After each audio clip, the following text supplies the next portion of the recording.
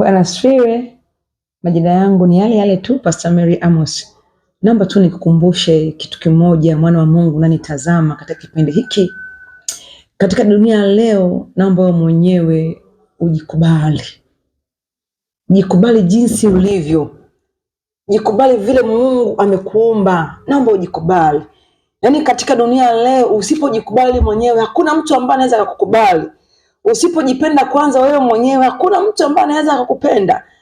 Mtu wa kwanza anatakiwa ajikubali, mtu wa kwanza ambaye anatakiwa ajipende ni wewe mwenyewe. Jipende, jipe thamani, jiheshimu. Jione wewe ni wa thamani. Usipojipa thamani katika dunia leo hakuna mtu ambaye anaweza kukupa thamani yako. Naomba ujipe thamani, maana Mungu amekupa thamani.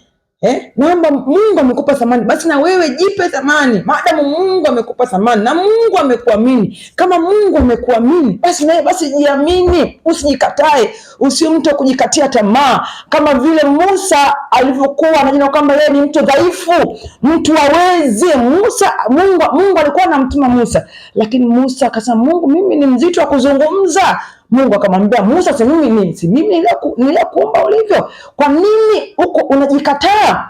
Maana wa Mungu, naomba usijikatae, naomba usijitoe thamani, naomba ujikubali, naomba ujiheshimu. Kitabu cha Kutoka sura ya 4 mstari wa kwanza mpaka mstari wa 16 utaona jinsi gani Mungu alivyomwamini Musa, lakini Musa hakujiamini kama vile Mungu alivyomwamini. Unataka ujiamini na ujipe thamani wewe mwenyewe na ujikubali vile ulivyo, na utakapojikubali Mungu atajichukulia utukufu kupitia wewe mwenyewe. Mungu awabariki sana.